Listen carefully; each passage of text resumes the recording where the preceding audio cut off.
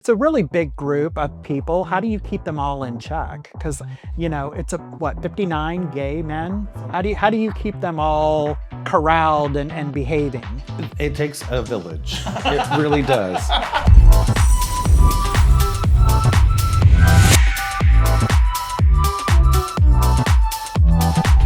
The views and opinions expressed by our guests are their own and do not reflect the views, positions, or endorsements of the Skittle Squad Podcast or its hosts.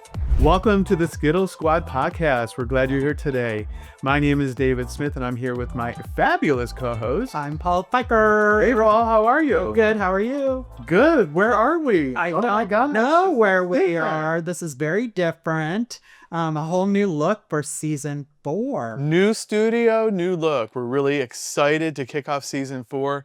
We have Jeremiah Cummings coming on today. Really excited to talk to him in a few minutes, so definitely stay tuned. So what have you been up to since I saw you last? Oh gosh, what have we been up to? So there's been a lot going on. Yes, a government shutdown. Yeah, which is affecting some of our friends right now. Yeah, so that's true. Best wishes to them, and we had them in our thoughts as we go through this particular event. Yes, hopefully we'll end very soon. Hopefully by the time this episode airs, it will be over. Right. Yeah, right. Absolutely. Let's see, what else have we been up to? I'm trying to... Halloween. Yeah. So you were dressed as... I went as the devil in a tuxedo. Yes. And So, I was dressed as Maverick in Top Gun. Yes. So we'll have to flash a picture up from the Halloween party we went to. So that was fun. Yeah. So much fun. Yeah. It was a lot of fun. Yeah, that was fun. And it was like, so we went to a party at our friend Gabe's house, and his backyard was totally decorated like crazy. It was like very professional. It was unbelievable. I know. I was like, how did he do all that? Really impressed. Yes, it was really impressive the way he had everything all decorated and set up and everything. So Yeah, that was a lot of it fun. was a lot of fun for sure. Yeah, and I went to the All Hallows Ball, which was fun. Oh, yeah. So that's a huge masquerade event. They have about 2,000 people that showed up this year, and it was amazing because there were so many unbelievable costumes. Mm-hmm.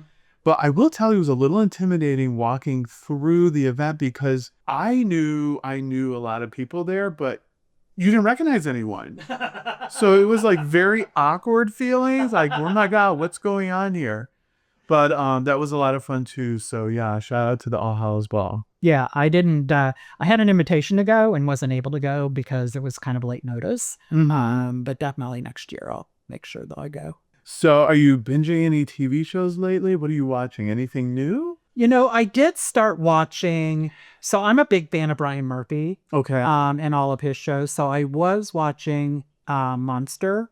Oh, season. I've never seen Monster. Yeah. Okay. Yeah, season 3, which is Ed Gein, who inspired Texas Chainsaw Massacre. He inspired all sorts of the horror movies that you see right now. Right. It's been pretty good and decent. Okay. I think I've got 2 episodes left. But that's what I've been watching lately. Oh, okay. What have you been watching? Let's see. So I started watching on Netflix Boots.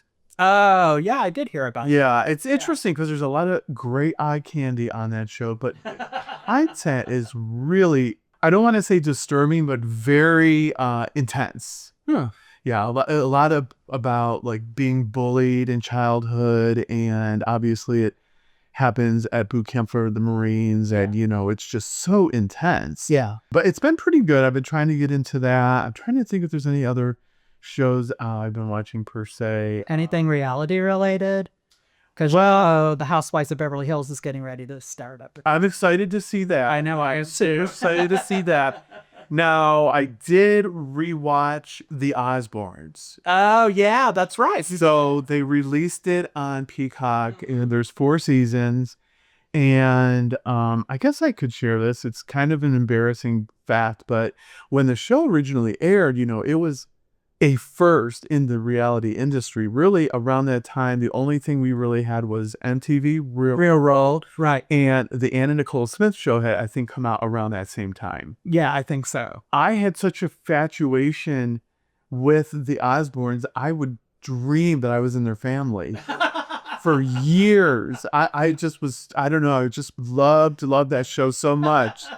And I recently rewatched it, and some of those episodes are just unbelievable. I fell off the couch laughing so hard once. I think I saw a couple of the episodes when it first came out, and I haven't watched it since then, so I may take a look at it. And it's R.I.P. Ozzy, you know, it's just sad. And then, you know, you see Sharon, and, you know, during this show, she was, I believe, probably like early to mid 50s, and you see her now, she just looks totally different. Yeah. Yes, it's surgery. Well, I think she may have had plastic surgery. You think?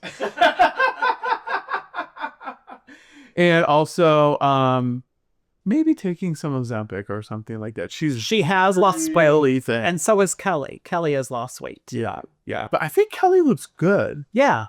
Kelly looks really good.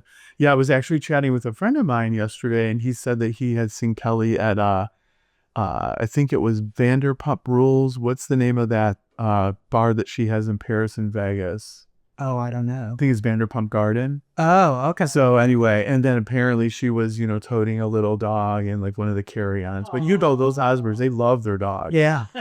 I think during the show they had, oh my goodness, I think there was like 12 or 15 dogs. And it was so funny, at the end of season 4, they actually show production crating up some of the dogs and taking them away because all those dogs weren't theirs. Oh. Yeah. So they added extra dogs just for the show.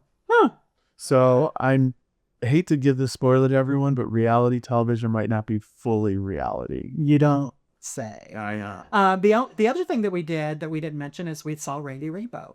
Oh, Randy. Yes. It was so much fun, and we had a meet and greet. We had a meet and greet with him, and I would say it was the most unusual meet and greet I've ever. It was very unusual. Yeah. So Randy, I could, and I don't know if you're going to agree with me, I could sometimes come off as a little bit of a diva.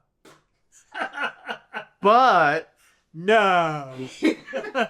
He took it to the next level. He did. He came on stage after the show and he said, all right, you got 9.5 more minutes. What are your questions? Yeah. And we were kind of like, okay, you know, he was fun. We chatted with him for like 10 minutes with the other, you know, people and VIP. And then we had a picture opportunity with him, and he put himself in a velvet rope box. Yes. Yeah. And was the closest we could get to him was what, 3 or 4 feet? Yeah. Maybe 5 feet? Yeah.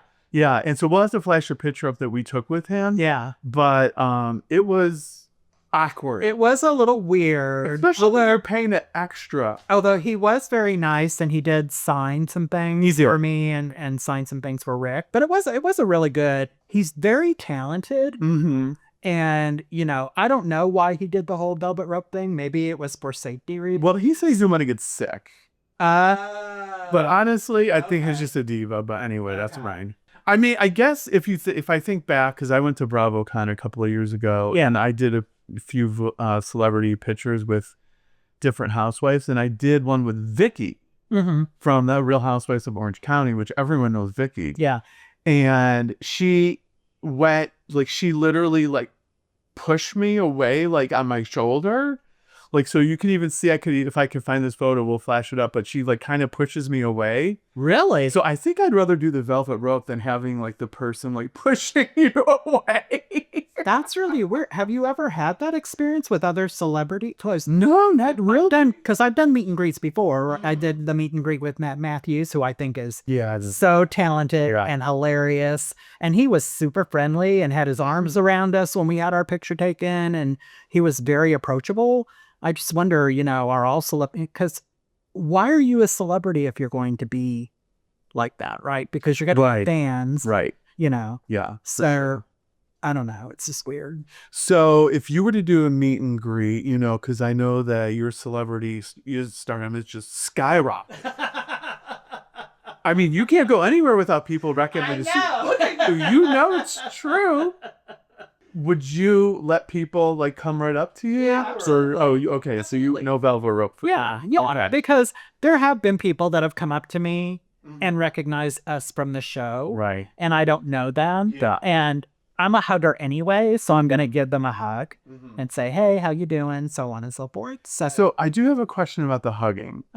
Are you a one-arm hug person or are you a two? No, I'm a two. You're a two. Yeah, I'm definitely. Okay, so you're a two-arm person. Yeah. Okay. Yeah. It's funny because I lived in Miami for 20 years and you really didn't hug people when you met them. You gave them the international kiss, international air kiss as you sighed. So you do the kiss over here and the kiss over here. It's so pretentious.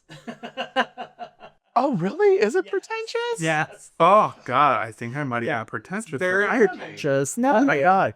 That's just how it was. Yeah. Yeah, that's how it was. I'm very much a hugger for sure. I like to hug everybody. Yeah. So. And it's interesting because now I would say in our social circle here in St. Pete, Tampa area, there are the mouth kissers. Well, that's true too. And so now when you say hi to someone, it's a big, fat, juicy kiss right on the lips. Depends on how close you are. Okay. Like you don't want to do it with somebody like you just met. Okay. But if you're real close friends with someone, Right. then yes, I do kiss them. I think the thing that really quick kiss them. Use this, you use tongue or anything. Well, I think that I agree with you. Yeah, I agree with you. Although some of the guys do like to slip the torch back for a second. Who are you meeting? I'm just saying what's happening to me personally. Not that I'm enjoying it. I'll say that much. But it's like, how long, how do you determine like, okay, you're close enough of a friend now, I'm going to mouth kiss you. That's a good question. So, I mean, there is a select group of people that I kiss. I kiss you. Yes. I kiss Rip. Don't worry. friends. Yeah, I kiss Yeah. my other friends but again, it's just a greeting type thing. Yeah. It's not anything that's meant to be. Because sometimes I'll get a mouth kiss and I'll be like, oh, I didn't know I knew you that well. Do you know what I mean? Well, yeah. Yeah. But anyway, Yeah. I know what love is love. I know. True. Just accept love, give love. I think that's the most important thing for sure. For sure. Well, I think we've loosened up a little bit in our new studio. It's a little strange. Take a break. Yeah, for sure. I think, we're definitely used to it and really excited to talk to Jeremiah Cummings. Yeah, and we'll talk to him in just a moment. Stay tuned. We'll be right back. Like, follow, and subscribe to the Skittle Squad Podcast on YouTube, Spotify, and all social media platforms. Welcome back. Today's guest is someone who brings harmony wherever he goes, literally. He's a director of music at King of Peace MCC and the interim music director at the Gay Men's Chorus of Tampa Bay. Please welcome the one, the only, Jeremiah Cummings. Welcome. Thank you. We're so excited to have you here. So you've got roots in Southern Ohio and now lead two major music organizations here in Tampa Bay. How did that journey unfold? Oh gosh, that's a big question. It's a big question. So when I left to go to college after going into music in high school, what I decided to do was I decided to get away from Ohio. After spending some time in Tennessee, I actually got a phone call from the church in West Palm Beach, the Metropolitan Community Church of Palm Beach Gardens. Okay. And that brought me to Florida. About 10 years after that, I actually got called from the King of Peace Metropolitan Community Church here. Oh, okay. To come and see if I'd want to be the music director here. Oh, awesome. Okay. I've attended services there and I'm always moved almost to tears every time. The choir and then your artistic direction playing the piano is just so impactful. So I really, really, really, really enjoy that so much. And then you're also the interim music director. Do you call it music director or artistic director? Interim artistic director. Ah, okay. Yeah. How has that journey been for you when you're seeing members coming in maybe for a rehearsal? Do you mouth kiss them? This is going to be a theme of the show. I would say no. Okay. Although there is one particular person that I do mouth kiss that comes in. Okay. And that would be my husband, who is the pianist. Yes, Ricardo. Yes, I'm totally okay to mouth kiss him. Totally okay. Hope so. Yeah. Others, maybe a little bit of a hug, maybe a little bit of a wave. Yeah. I like the hug and the wave. And then we were saying earlier, maybe the Oprah hug. The Oprah hug, Yes. absolutely. Yeah, for sure. Yeah. So how has your experience been so far? How did that come into fruition? So actually a year ago, I started singing with the Gay Men's Chorus and really kind of slowly integrated myself into, I guess, really showing my skills, my talents. Mm-hmm. And so after the year, we were actually, my husband and I were preparing to go to Brazil, and I got a phone call Okay. saying that the artistic director, Kyle Goyens, was actually going to be leaving, and that the board had talked and wanted to know if I would be willing to have a conversation about stepping into the role of artistic director. And because of just the timing of everything, and because Kyle had been there for such a long time, I said that I wasn't sure that I wanted to make it a forever thing just yet. Right. And so I really suggested, hey, why don't we just take the time, make this interim, let's see what happens in this year. I don't have to make a whole lot of changes. We can just continue on in the brotherhood that we are. And I think it's been good. I think it's been a really good few months. Yeah, I'm in the choir also. And so when I had gotten news that Kyle was leaving, I was very upset, to the point where I thought, well, maybe this isn't something I want to do anymore. I live in St. Pete. You know, this is a Tampa rehearsal. It's a big commitment. It's a lot of time. And then I heard you were coming in as the interim artistic director, and that sealed the deal for me. I was so excited to have you with us. And we just had our fall concert. I believe we had record ticket sales. We did. Yeah. But first, let me say, you were actually one of the first people who sent a word of congratulations to me. And it really meant a whole lot. It really did. So thank you for that. Yeah, absolutely. I was just really, really happy. Yeah, I was just really, really grateful for you stepping up to do that. Yeah, it meant a lot to me. And you were one of many in the choir that actually kind of took time to just say, thank you for stepping up and being willing, and let's see what this year holds. You know? Yeah. And it's been great. Like I said, we had record ticket sales for our fall concert. I don't know if you know the numbers, but do we have a record number of members? Like, I know we have a larger number of members than in years past recently. This is kind of the largest that the choir has been in a while. You know, every concert season, it kind of gives and takes a little bit based on people's commitment levels and the things that they have going on in their lives. But we're holding at about 59 members that are singing, which is fantastic. That's amazing. Yeah. So if people want to become a member, are there any upcoming auditions? Absolutely. So January 5th is a Monday, and we actually hold rehearsal. We hold rehearsal and auditions in the same place, Metropolitan Community Church of Tampa. So if you go onto our website, which is gmctb.org, you will see an opportunity to click on that audition link and get yourself a slot. And it's a really, really easy thing, because it's just a little song and a little bit of just testing to kind of see if you can sing in tune, and no pressure, really. Right. 5 minutes max. That's it. Yeah. And I will say the community and the choir is really great. I mean, you know, it's, I don't know how to say this, maybe you have the right word. It's just a not sexualized environment. It's more about brotherhood and more about the community. And so I really enjoy that, because you can kind of go there and really just get to know a lot of people that you would have never met unless you were in the choir. So that's been really great. So that's going to be January 5th. And then since we're kind of throwing dates out there, we do have a holiday concert also coming up.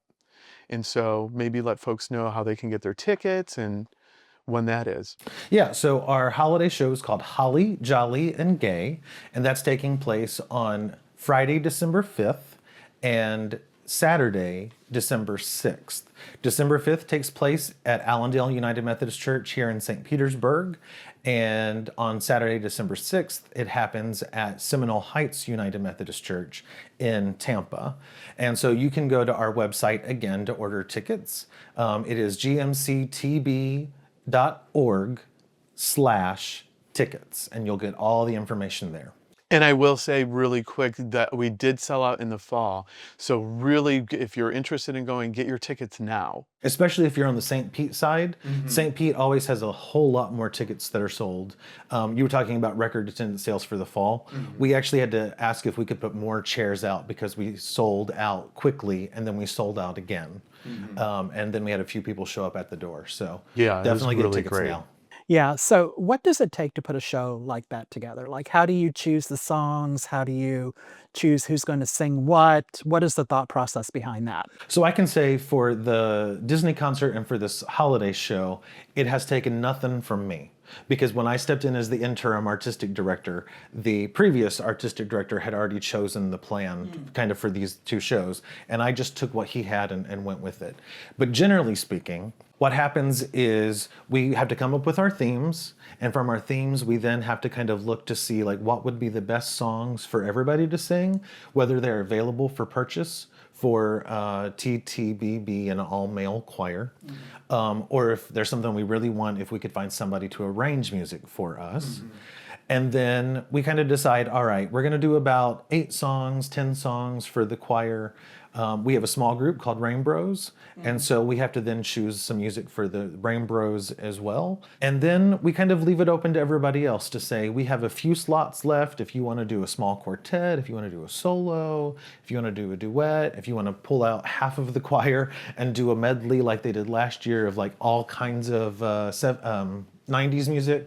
So then they kind of get everything together, they audition, and then we really just kind of take everything, listen, and between myself and the programming director, who's on our board of directors, and we really just put that plan together and then follow through as best we can. All the rehearsals, I've met with several of the small groups for the fall show and for the Disney show, just to make sure that they were the best sounding that they could possibly be. It's a lot of work. Yeah.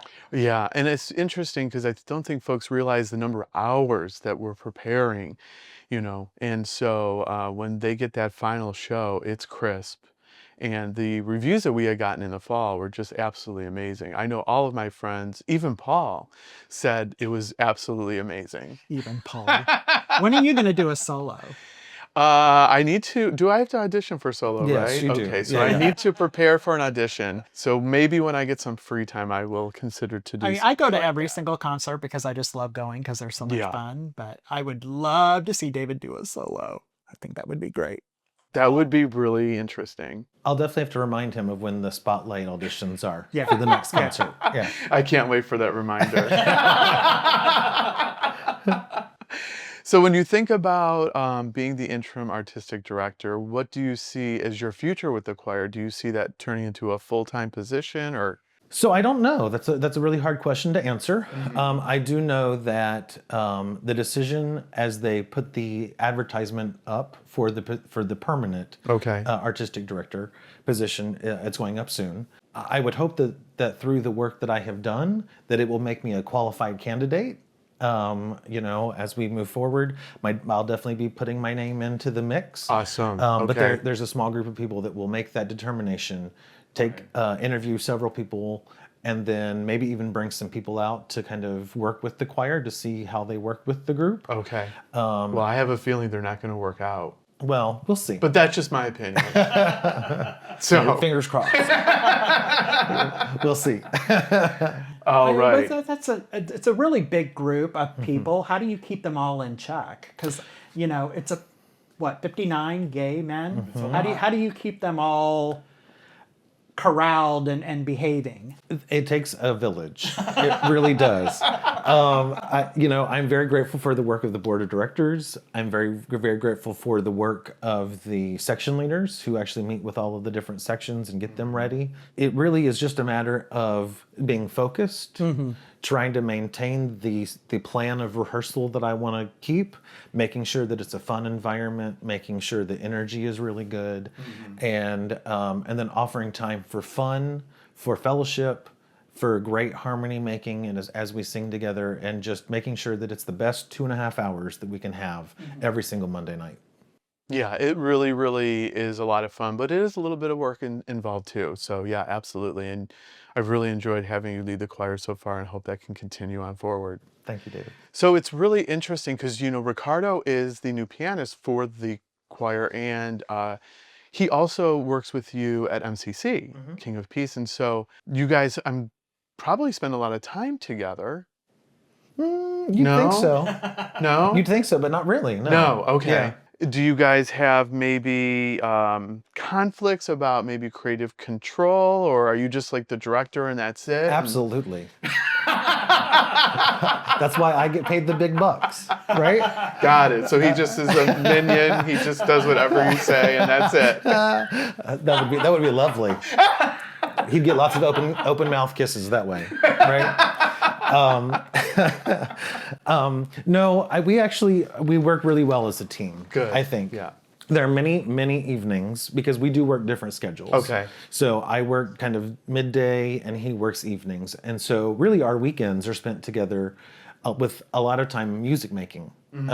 Be that we sit down and we rehearse what we're going to rehearse on Monday night so that we have a good gel together. As we get closer to the concert, we'll sit down and I'll conduct the whole concert with him at the piano. We're always practicing. I mean, there's never silence really in our little apartment because there's always music making. Well, I will tell you, you both came in at the same time and it was so seamless and it made the choir so successful. I just don't think everyone realizes how lucky we got because it was just so seamless. It was like there was no gap. Like, no one really left. No one really came in that was new. It was just like steady road and it was really, really great. So again, I really do thank you a lot for that, for what you've done for, not only the choir, but really the entire community. So it's a big impact. And speaking of your impact with the community, you also are at the King of Peace. Maybe talk a little bit about your role there and what you do there. Yeah, so I've been at King of Peace Metropolitan Community Church for about 8 years now. Oh, okay. That's actually what brought me to St. Petersburg. They had heard about my reputation over in West Palm Beach, and they called me up specifically and said, "We have a music opening. Will you be willing to come and lead music here for us?"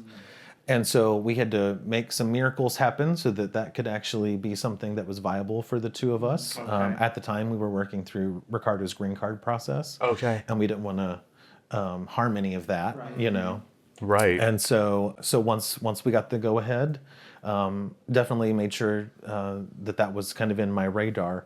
But yeah, so I am the music director there. Technically, my title is Director of Music and Creative Communications. Oh, okay. And so I do a lot of music things there. I help plan worship there. Okay. I'm in charge of the weekly newsletters that go out.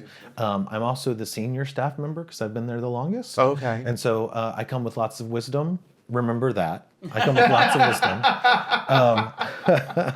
I hope my boss is listening. And it's fun, like I've always known that church music was my thing. Because I was raised in church and really put behind a piano when I was 10. Right. So I always knew that was going to be my path. Wow. So you started learning the piano when you were 10 years old. Yeah. That is absolutely amazing. Was it something that you had a passion for? Is it something that your parents said, "Hey, we think you should try this," or? So my grandmother was always a huge supporter of mine. Okay. And so she tells the story that when I was 3, I actually grabbed a microphone stand on a Sunday afternoon, because our church was like an hour away from where I grew up, that I just grabbed a microphone stand and just started singing. And she said from that point forward, I would never be silent again in church. Oh, and so, okay. So she made sure that I had music lessons, voice lessons, amazing. piano lessons. Wow. She was my first piano teacher. Oh, actually. That's so cool. And when I kind of outgrew what she could teach me, then she wanted to go and find other people that could teach me. That's amazing. Oh, I love that story. Yeah. So you actually then went into college. I did. And so maybe tell folks a little bit about that journey and what happened there. Yeah, so because I knew church music was my thing, I knew that I wanted to go to a Christian school so that I could really be prepared for working in the church. I moved to Tennessee, went to a kind of a well-known Christian college in Tennessee. After 2 years, just really being involved in music, I got to tour the world. I got to sing with Dolly Parton while I was through that school. That's amazing. Yeah, two Christmases we sang at Dollywood with Dolly herself. Oh, that's amazing. I love that. It was quite an amazing journey. But then after 2 years, there were some accusations about my sexuality that were presented to the student, to the vice president. And so really I fought with the school for an entire semester. I met with the vice president every single week to kind of fight the accusations. Yeah. At that point in time, I was trying not to be gay, so I was trying to do everything Okay. right, right, and I didn't win when everything was said and done, and so they asked me not to come back to school. Oh, wow. Okay. Yeah, after the end of my sophomore year. Okay. So then didn't you at some point go back or? I did, Okay. but I took a very long break. Oh, got you. I took a very long break. So I was in Tennessee for about 10 years, got the phone call from the church in West Palm Beach. They had been told my story because I was very open about it. And one of the things that they really supported me in was when I felt settled, they wanted me to finish my degree. Okay. I was like 31, 32 at that point, and was finally able to go back to school, and I got to finish my degree at Florida Atlantic University. Amazing. Go Owls. And so in finishing my degree, I really had a whole lot of support from my community to be able to do that. Wow. And so, it just goes to show, if you really think about that story, and thank you for sharing that story, is really what we're fighting for in today's environment. You know what I mean? To be out, to be yourself. And so, you sharing your story, I'm sure can help other people out there and really just show the importance of, again, community staying together and supporting each other. Yeah, Absolutely. really, for sure. Really, I will just say, and obviously we don't want to get political, we were really, really blessed with, making the, gay rights and the LGBTQ plus rights, really getting them on track. And I think that it will come back around, but it might take a little bit of time here. So I think we have to keep telling our stories. I think Yes. that's the most important thing. Absolutely. If we tell where we've come from, it really helps. Even if we continue to disagree with each other, at least if we can hear each other out fully and disagree professionally, I think that really helps. Typically, they say that when you're looking at rights, like if you look at the civil rights movement, it's kind of like you have a big jump forward and then it's a little bit of a backtrack. And so it's an ebb and a flow. So yeah, I think that we will eventually get in the right direction. And that's one reason that I won't speak for Paul, but doing the podcast is really just so important of getting those stories out there. Absolutely. Yep. Highlighting the community, trying to be a positive light for the community, and really highlighting folks behind the scenes that are really making a huge impact that you may never have heard of before. So yeah, for sure. So you're really busy then. You've got the choir, you've got King of Peace, you've got Ricardo, Minnie the dog. I mean, how do you kind of all keep that all together? Do you have like a daily routine or? So I utilize my calendar a lot. Oh, okay. Yeah, I mean that is a huge piece of it. But I really do try my best to kind of just keep doing the things that I need to do when I need to do them, and then also take the time that I need for myself as well. Oh, great. So I've been trying to make sure that I get to the gym and that I work the elliptical machine for about an hour and work 3 to 4 miles off of my day. Yeah. Yeah. And yeah, my dog is 20 years old. Minnie is 20 years Yeah. old. Wow. And so she needs a lot of attention and love as well. Yeah. It's funny because we talked about the Osbournes earlier, and Sharon Osbourne's favorite dog was Minnie. Yeah. Yeah. So yeah. Anyway. Yeah. So I'm sure you definitely, that gym time I'm sure is really important to kind of clear your mind, and the calendar. And so it sounds like you don't let yourself procrastinate. You just get it done. I do my best. There are moments, there are moments, but I do try to get it done. Yeah, I think it's important because I want to be able to devote what I need to and the energy that I need to in the ways that I need to everything. Yeah. It really has been such a joy to me to be the interim artistic director for the Gay Men's Choir, and I want to continue to let this year be a year that will progress us into whatever that next chapter is for the group.